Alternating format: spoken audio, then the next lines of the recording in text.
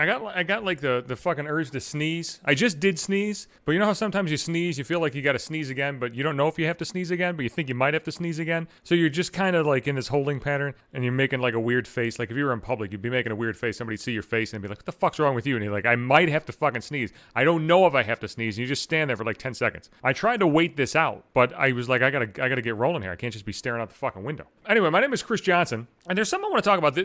There's a phenomenon that you probably noticed in your day-to-day life. It's people that have something generally want you to have something. And I'm not talking about like, you know, a packet of peanuts or something, but like if somebody has kids and you're a couple, they're going to want you to have kids. They're like, "Oh, when are you going to fucking have a baby?" As if like you having a baby means a fucking thing to their fucking world. They do this with the relationships too. Like if somebody's in a relationship, they want to know when you're going to get in a relationship. If somebody's married, they want to know when you're going to get married. I was at the Bean Machine's wedding a couple weeks ago, and I saw my old boss there. T-double-O Suzanne, the boss and his wife. I worked with both of them for a lot of years. And I remember I'm standing there, I'm all decked out in black. I'm just standing during the fucking ceremony. And like my boss walks in, or my old boss walks in, and he kicks me in the shoe. I smiled, I nodded, said hello, but you gotta say it in hushed tones, you know, because they're up there giving their fucking vows. And T-Dub's like, "You're next." Like, I'm next. Motherfucker, I was first. I'm divorced, goddammit. You know this. We're talking about I'm next. I beat this asshole. Like, I got married fucking, what year is this? 2021? I got married 11 years ago. I got married in 2010. I'm first. Bean Machine's next. And furthermore,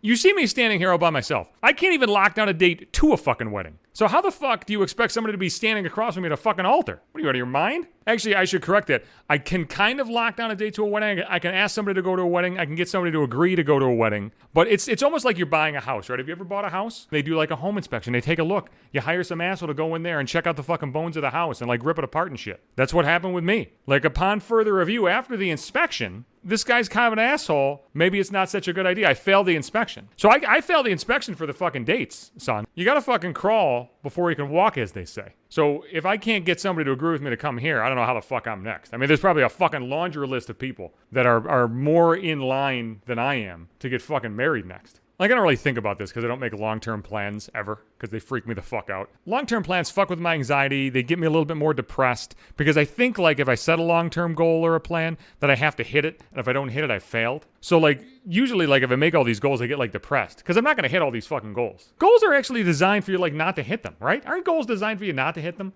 Because you're not going to hit a lot of your fucking goals. I mean, maybe my goals are fucking different. Maybe I'm just too fucking lofty. But if you set like shit goals and you hit shit goals, what the fuck does that mean? Like if my goal is to wake up in the morning and eat fucking breakfast, like I can fucking do that, but a fucking chimp can do that. Anybody can fucking do that. I don't really think that's too impressive. What is it about people who are married or in relationships or have kids? What is it like?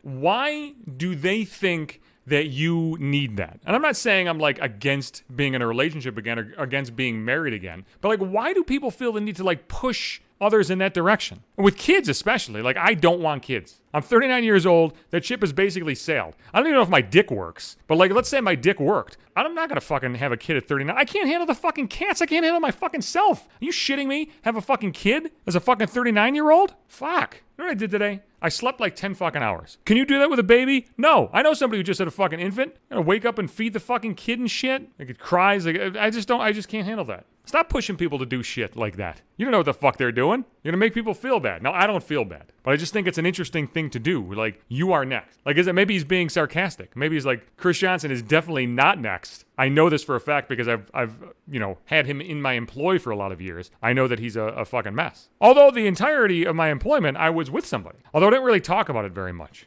Maybe that was part of the problem. Maybe if I was happier in my relationship, I would have talked about my ex more. But I don't really think it's that. I just don't like walk around like yammering about like my business. I'll talk about like just bullshit. But like it's always weird, like if you don't really know people very well, and I'm not talking about my boss, but I remember I knew somebody at the station, they worked in like promotions or something. And they would like come by every couple days to go over like contests and shit. And then like 3 months in, they found out that I had a girlfriend, and they were like, "What?"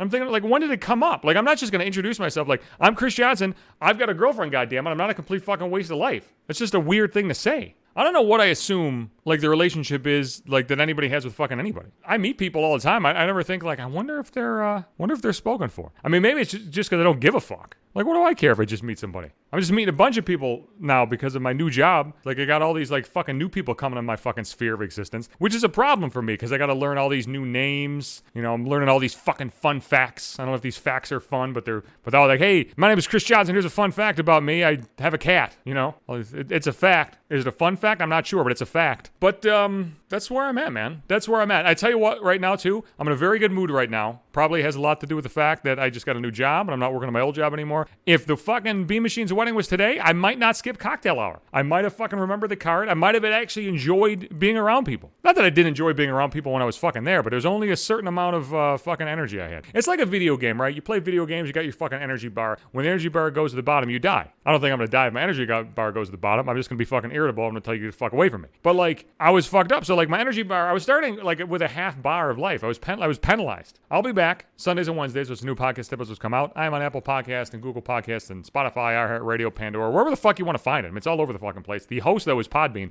Every fucking episode's there. Not just 20 episode shit that you get everywhere else. I am on Facebook. If you want to catch the cast there. I'm on Twitter. It's @JohnsonHateYou. If you want to see me, which of course you do, you can go to Instagram. That is at maybe 5 minutes.